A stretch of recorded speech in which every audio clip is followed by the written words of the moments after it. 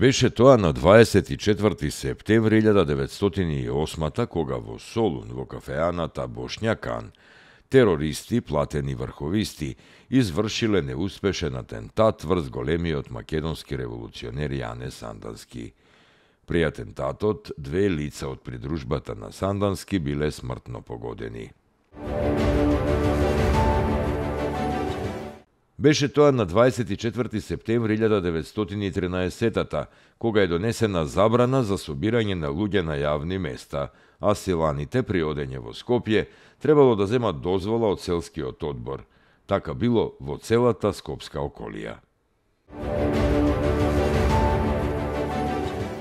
Беше тоа на 24 септември 1941 кога на конференција во Лондон на представници на владите на Австралија, Канада, Велика Британија, Нов Зеланд, Јужноафриканскиот сојуз, Советскиот сојуз и представници на бегалските влади на Чехословачка, Грција, Белгија, Луксембург, Холандија, Норвешка, Полска, Југославија и на слободна Франција ја потпишаа Атлантската повелба, која 6 недели пред тоа ја прокламираше американскиот председател Френклин Рузвелт и британскиот премиер Винстон Черчил, со што овие земји ја прифатија повелбата како политичка програма за борба против фашистичките сили на оската.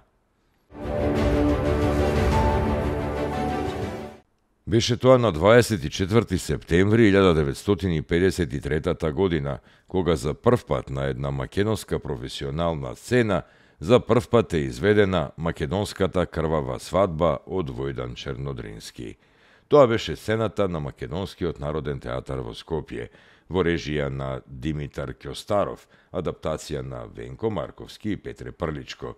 Меѓу толкувачите на главните улоги беа Тодорка Кондова, Драги Костовски и Илија Милчин.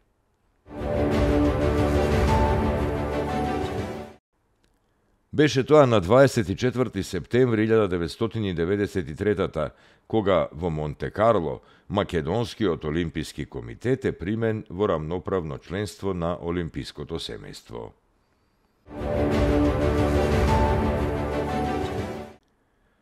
Беше тоа на 24 септември 2017 година, кога со света архиерејска литургија во соборниот храм Свети Климент Охридски во Скопје беше извршена и канонизација на архимандритот Јоаники од Ракотинци, кој беше прогласен за светител на Македонската православна црква Охридска архиепископија.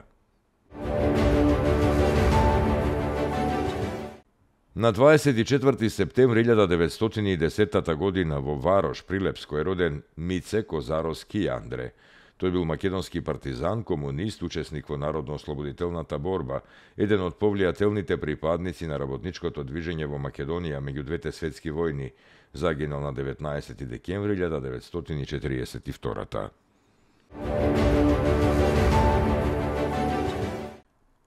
На 24 септември 1945 година е роден Владимир Глигоров, македонски и српски економист и политиколог. Магистрирал во 1973, докторирал во 77 на Универзитетот Колумбија во Њу Јорк. Работел на Белградскиот универзитет и на Институтот за економски науки, а од 1994 во Виенскиот институт за меѓународни економски студии. Владимир Глигоров е еден од првите критичари на комунистичкиот систем.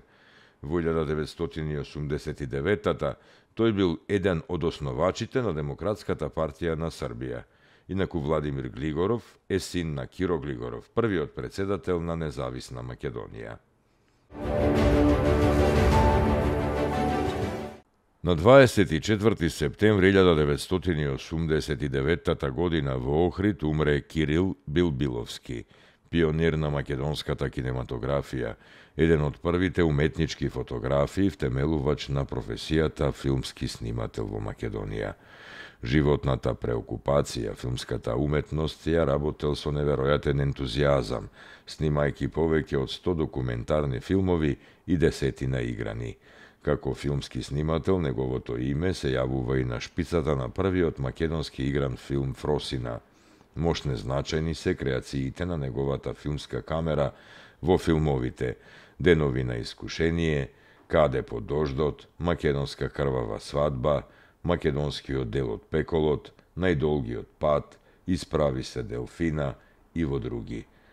Роден е во Скопје на 3. мај 1920 година. На 24. септември 1995 година во Лерин умре Коста Гочков, еден од најистакнатите активисти во борбата за признавање на човековите права на македонците од егејскиот дел на Македонија во Грција и член на политичката организација Виножито. Коста Гочков е роден во селото Овчарани во 1944 година.